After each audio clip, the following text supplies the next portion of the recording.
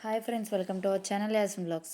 ఈరోజు మనం చేయబోయే రెసిపీ వచ్చేసి రాగి సంగటి కాంబినేషన్ నాటుకోడి పులుసు. కాబట్టి నాటుకోడి పులుసు నెక్స్ట్ వ్లాగ్లో పెడతానండి. ఈ వ్లాగ్లో వచ్చేసి రాగి సంగటి ఎలా చేయాలో రాగి సంగటి ప్రిపరేషన్ చూసేద్దామండి. ఒక గ్లాస్ బియ్యానికి 4 గ్లాసులు వాటర్ తీసుకోవాలి.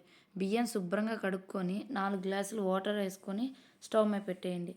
స్టవ్ మీద పెట్టిన తర్వాత పొంగు పట్టింది బాగా బియ్యం అనేది మనం పట్టుకుంటే చిమిరిపోయేటట్టు ఉండాలండి. అట్లా వచ్చేటట్టు చూసుకొని తర్వాత ఒక గ్లాస్ రాగి పిండి తీసుకోండి. గ్లాస్ బియ్యానికి గ్లాసు రాగి పిండి అలా తీసుకొని బాగా కుక్ అయ్యే వరకు సిమ్లో పెట్టుకొని ఆవిరి పట్టనివ్వండి. ఫస్ట్ బాగా మగ్గిపోయిద్ది. బాగా మగ్గిన తర్వాత ఇప్పుడు నేను తిప్పుతున్నాను చూసారా, అది తెడ్డు అంటారండి. పల్లెటూరులో అయితే తెడ్డుతో తిప్పుతాము. అలాగే తెడ్డు తీసుకొని తెడ్డుతో బాగా కలుపుకోవాలి. రాగి సంగటి బాగా తిప్పుకోవాలి. ఆ తర్వాత దాన్ని తీసుకెళ్ళి మళ్ళీ స్టవ్ మీద పెట్టుకోవాలండి. చూసారు కదా, ముద్ద కడుతుంది. అలా ముద్ద కట్టాలి.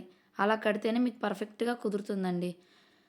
ఇప్పుడు నెక్స్ట్ అది బాగా ఆవిరి మగ్గిపోయిన తర్వాత మీకు ఎప్పుడైతే బాగా ఉండడం అయిపోయింది అనిపించిందో అప్పుడు తీసి పక్కన పెట్టేసుకోండి.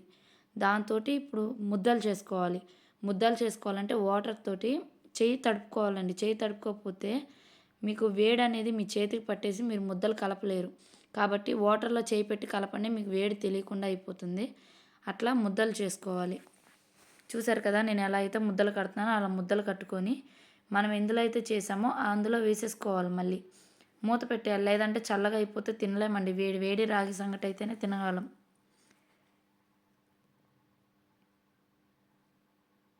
చూసారు కదా, నేను ఎలా అయితే వేస్తున్నానో అలా వేసుకొని మూత పెట్టేయాలి. ఇప్పుడు తినేద్దామండి. ఒక్క ముద్ద తీసుకొని ఎలా ఉందో టేస్ట్ చేసేద్దాం. నాటుకోడి పులుసులోకి రాగి సంగటి ఎంత కమ్మగా ఉండిద్దో. చూసారు కదా, నాటుకోడి పులుసు రాగి సంగటి కాంబినేషన్ ఎలా ఉంది. మీకు నచ్చినట్లయితే లైక్ చేయండి.